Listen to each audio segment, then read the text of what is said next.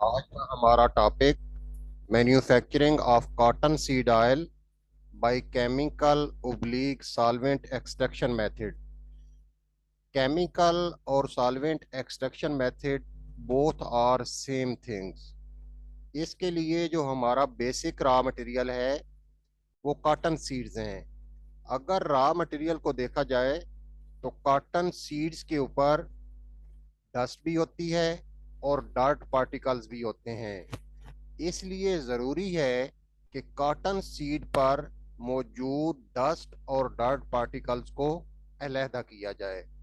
अलहदा करने के लिए हम कॉटन सीड्स को क्लीनिंग सेक्शन में लेके आते हैं। क्लीनिंग सेक्शन में काम ये होता है कि कॉटन सीड्स के ऊपर मौजूद डस्ट और डर्ट पार्टिकल्स को अलहदा किया जाता है। अलहदा करने के लिए एस्पायरेशन का मेथड इस्तेमाल करते हैं। एस्पायरेशन का ये मतलब है कि बहुत ज़्यादा प्रेशर से एयर दाखिल की जाती है। एयर का ये काम है कि ये कॉटन के ऊपर लगी हुई डस्ट और डर्ट पार्टिकल्स को कॉटन में से रिमूव कर देती है। अच्छा, उसके बाद कॉटन सीड्स की क्लीनिंग के बाद उनको नेक्स्ट स्टेप में लेके आते हैं। उसको डिलेंटिंग सेक्शन कहते हैं। इस सेक्शन में काम क्या होता है? इस सेक्शन में ये काम होता है कि सीड्स के ऊपर जो कॉटन लगी हुई होती है उस कॉटन को अलहदा किया जाता है। अलहदा करने के लिए डिलेंटिंग मशीन्स होती हैं, उनको इस्तेमाल किया जाता है। और इस सेक्शन में हमें दो चीज़ें हासिल होती है। एक तो कॉटन हासिल होती है और दूसरा सीड हासिल होता है। जो कॉटन कॉटन हासिल होती है उसको क्लीनिंग सेक्शन में लेके आते हैं। क्लीनिंग सेक्शन में उसकी दोबारा क्लीनिंग करते हैं और क्लीनिंग के लिए एस्पायरेशन मेथड को इस्तेमाल किया जाता है।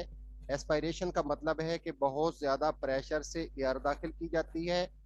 उस एयर का ये रोल होता है कि वो कॉटन में मौजूद डर्ट पार्टिकल्स को सेपरेट कर देती है और उसके बाद इस कॉटन की बेल्स बना ली जाती हैं।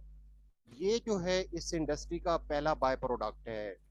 केमिकल इंडस्ट्री में केमिकल इंजीनियर्स की ये बहुत ज़्यादा स्ट्रगल होती है कि जहाँ पर भी कोई बाय प्रोडक्ट हासिल हो उसको ज़रूर हासिल किया जाता है। और उसके हासिल करने का सबसे बड़ा फ़ायदा ये होता है कि वो बाय प्रोडक्ट किसी न किसी और इंडस्ट्री का रॉ मटेरियल होती है और उस इंडस्ट्री को सेल करके काफ़ी सारा रेवेन्यू इकट्ठा किया जाता है। अच्छा, उसके बाद डिलेंटिंग सेक्शन से जो सीड हासिल होते हैं उनको डीहलर सेक्शन में लेके आते हैं। डीहलर सेक्शन में काम क्या होता है? इस सेक्शन में ये काम होता है कि उस सीड के ऊपर जो ब्लैक कलर का छिलका होता है जिसको हल कहते हैं उसको अलहदा किया जाता है। अच्छा, डीहलिंग सेक्शन से हल को अलहदा करने के बाद इसकी क्लीनिंग की जाती है। क्लीनिंग के लिए एस्पायरेशन का मेथड ही इस्तेमाल किया जाता है।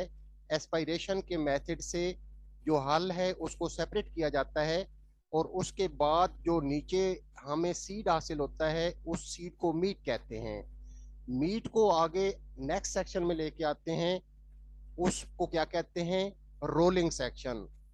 इस सेक्शन में काम ये होता है कि जो मीट है उसके छोटे छोटे फ्लैक्स बना लिए जाते हैं।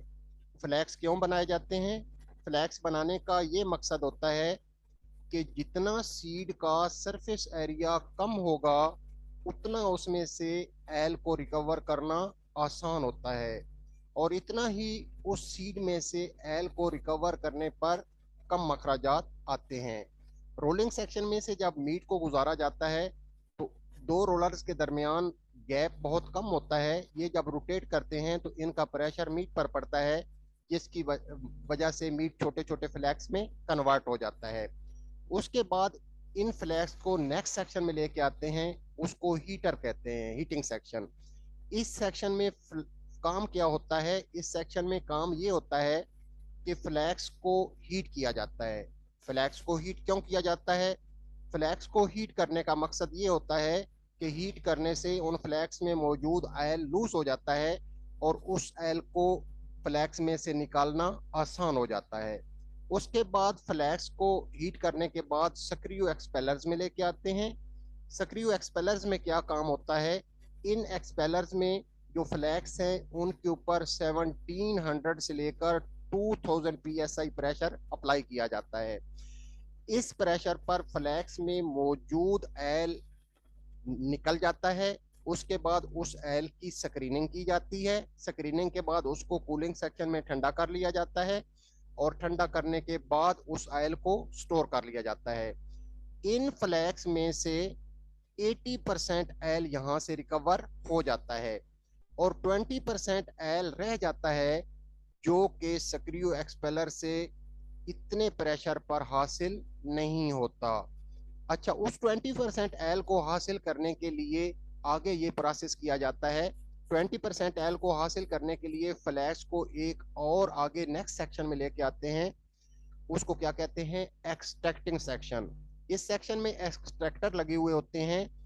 एक्सट्रैक्टर में एक साइड से हम फ्लैक्स को दाखिल करते हैं और दूसरी साइड से एक केमिकल को इंट्रोड्यूस करते हैं। उस केमिकल का नाम हेक्सेन है।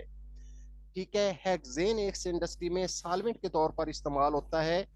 इस हेक्सेन का ये रोल है कि ये इन फ्लैक्स में मौजूद ऑयल को अपने अंदर अब्जॉर्ब कर लेता है और फ्लैक्स को ऑयल से पाक कर देता है। अच्छा, फ्लैक्स और हेक्सेन को एक्सट्रैक्टर में इंट्रोड्यूस कैसे किया जाता है? एक साइड से फ्लैक्स को दाखिल किया जाता है और दूसरी साइड से हेक्सेन को दाखिल किया जाता है। फ्लैक्स और हेक्सेन का आपस में मुखालिफ सिमत में फ्लो करवाया जाता है। इसका ये फायदा होता है कि फ्लैक्स और हेक्सेन को ज्यादा से ज्यादा आपस में कांटेक्ट टाइम मिलता है और उससे हमें मैक्सिमम प्रोडक्शन हासिल होती है। इसका मतलब ये है कि हेक्सेन मैक्सिमम फ्लैक्स में से ऑयल को अपने अंदर अब्जॉर्ब कर लेता है। अच्छा, उसके बाद जो फ्लैक्स हैं उनको टोस्टर में लेके आते हैं। उन फ्लैक्स के ऊपर थोड़ी बहुत हेक्सेन लगी हुई होती है। उस हेक्सेन को टोस्टर में रिकवर किया जाता है। टोस्टर में लाइव स्टीम दाखिल की जाती है। क्योंकि हेक्सेन एक वोलेटाइल कंपाउंड है तो ये स्टीम की मदद से वेपोराइज हो जाता है और वेपर्स में कन्वर्ट हो जाता है। इन वेपर्स को स्क्रबर में लेके आते हैं। स्क्रबर में इन वेपर्स को साफ किया जाता है। उसके बाद कंडेंसर में कंडेंस किया जाता है और कंडेंस करने के बाद इनको सॉल्वेंट सेपरेटर टैंक में स्टोर कर लेते हैं। ये टोस्टर के बॉटम से हमें जो फ्लैक्स हासिल होते हैं उनमें ना तो ऑयल होता है और ना ही हेक्सेन होती है, लेकिन इनमें प्रोटीन मौजूद होती है। ये इस इंडस्ट्री का दूसरा बाय प्रोडक्ट है। इन फ्लैक्स को एनिमल फीड के तौर पर इस्तेमाल किया जाता है और किसी भी पोल्ट्री इंडस्ट्री को सेल कर दिया जाता है। इससे भी इंडस्ट्री को काफी सारा रेवेन्यू इकट्ठा होता है। अच्छा, ये जो एक्सट्रैक्टर है इसके बॉटम से हमें जो प्रोडक्ट हासिल होती है उसको मैस्केला कहते हैं। ये मैस्केला जो है केमिकली देखा जाए तो एल और सॉल्वेंट का मिक्सचर होता है। अच्छा, आगे नेक्स्ट सेक्शन में ये काम होता है कि इस ऑयल में से सॉल्वेंट को अलहदा करके इस ऑयल को रिकवर कर लिया जाता है। रिकवर करने के लिए इसको मैस्केला टैंक के अंदर लेके आते हैं। टैंक से इसकी सप्लाई इवेपोरेटर नंबर 1 में दी जाती है। इवेपोरेटर नंबर 1 को स्टीम से चलाया जाता है। इसमें काम ये होता है कि ये जो हेक्सेन है ये वेपोराइज हो जाती है, वेपर्स में कन्वर्ट हो जाती है।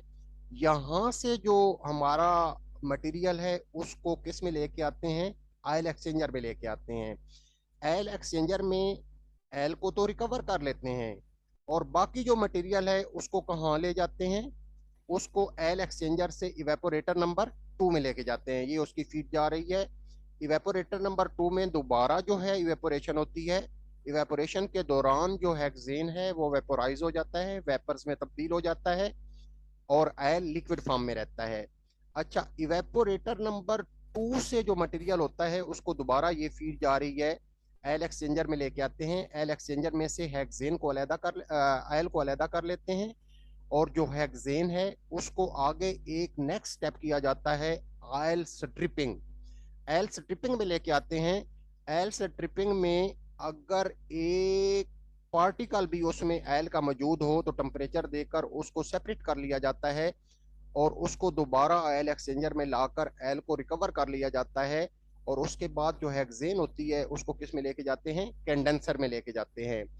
कंडेंसर में इस हेक्सेन को कंडेंस कर लिया जाता है और कंडेंस करने के बाद इसको सॉल्वेंट सेपरेटर टैंक के अंदर लेके आ जाते हैं। अच्छा, सॉल्वेंट सेपरेटर टैंक में इस हेक्सेन को हीट एक्सचेंजर से गुजार कर दोबारा रिसाइकल कर लेते हैं और दोबारा एक्सट्रैक्टर में रॉ मटेरियल के तौर पर इस्तेमाल कर लिया जाता है। अच्छा, केमिकल इंडस्ट्री में केमिकल इंजीनियर की ये बहुत ज़्यादा कोशिश होती है कि जहाँ कहीं से भी रॉ मटेरियल किसी प्रोसेस से भी दोबारा रिसाइकल हो सकता है, उसको रिसाइकल किया जाता है। इसका ये फायदा होता है कि हमारी फाइनल प्रोडक्ट की कॉस्ट में कमी आ जाती है और इंटरनेशनल मार्केट में उसकी प्राइस कम होने की वजह से उसकी सेल बढ़ जाती है और यूं इंडस्ट्री के लिए बहुत सारा रेवेन्यू इकट्ठा कर लिया जाता है। थैंक्स।